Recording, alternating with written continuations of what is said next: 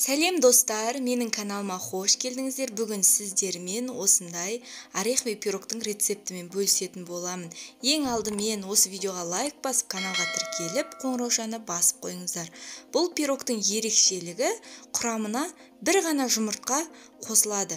Жасалу өте оңай. Сіздерде миксер болмаса да жасауға болады. Достар, сонымен бұл пирогтың құрамы мынандай ингредиенттерден тұрады. Бөлме температурасында еріп тұрған сары май, бір жұмыртқа, қопсытқыш, қант, ұн, сгущенка және грек жаңғағы. Достар, сонымен пирогты әзірлеуге кірісеміз. Ең алдымен тереңдеу ыдысымызға бір жұмыртқамызды және 80 грамм қантты, бөлме температурасында еріп тұрған сары майды саламыз. Міндетті түрде майымыз бөлме температурасында еріп тұруы керек. Жақсылап миксерлеп аламыз. Егер сіздерде миксер болмаса, венчиктің немесе шаншқының көмегімен араластырып алуға болады. Ол үшін сары май жақсы бөлме температурасында еріп тұруы керек. Достар, бұл пирогтың жасалуы өте оңай. Міне осындай масса болады. Осы массамызға енді ұнды електен өткізе отырып саламыз. Мен мына жерде ұнды өлшеп алдым алдын ала. Осындай сіздерде егер таразы болмаса, бір кесені толтырып салып қолдансаңыздар болады. Және бір шай қасық қопсытқышты да електен өткізіп салдым. Одан кейін осылай миксердің көмегімен жай ғана араластырып алсаңыздар болады, немесе қолмен бірден қамыр илей беруге де болады. Иленген қамырымыз қолға жабыспайтындай жұмсақ қамыр болу керек. Достар, міндетті түрде осы пирогты жасап көріңіздер, өте дәмді болады. Мен өзім тапсырысқа жасайтын пирогтардың бірі және сұранысқа өте ие пирог. Достар, міне миксермен араластырғаннан кейін осындай масса болады. Әрі қарай енді қолмен илейміз. Тағы да қайталап айтамын, қолмен илеген кезде қолға жабыспайтындай өте жұмсақ қамыр пайда болу керек. Достар, сіздерге рецепт ұнаса, өз достарыңызбен бөлісуді де ұмытпаңыздар. Каналға тіркеліп, лайк басып қойыңыздар. Достар, мінекей біздің қамырымыз дайын болды. Пакетке салып, 15-20 минутқа холодильникке салып қоямыз.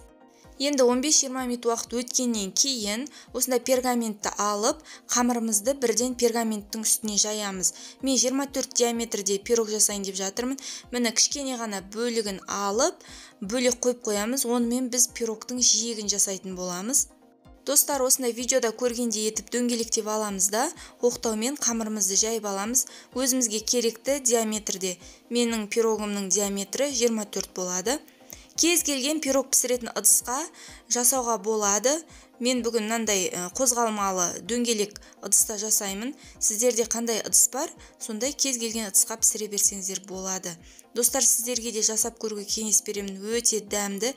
Бір жасағаннан кейін өздеріңіз де жасағыларыңыз келеді. Міне менің диаметрім 24. Осылай қойып аламын.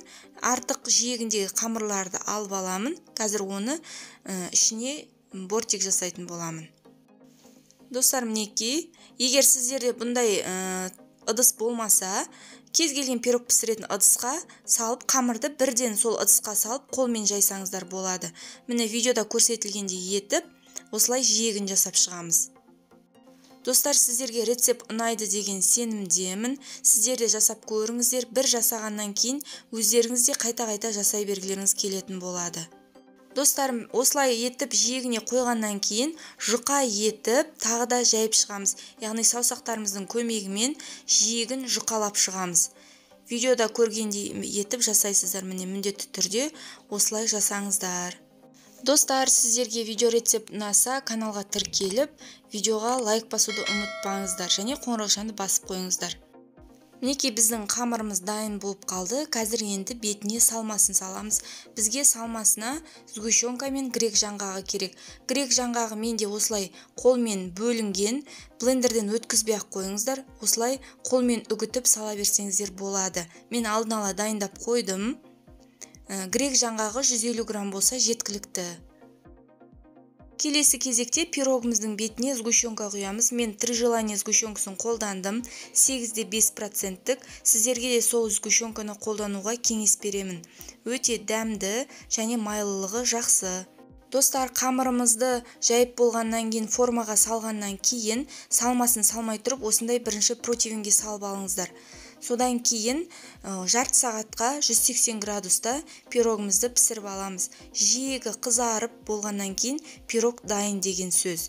Достар, мінекей сгущенканы құйғаннан кейін осылай қасықтың көмегімен немесе лопатканың көмегімен жиегіне дейін жеткізіп жайып шығамыз.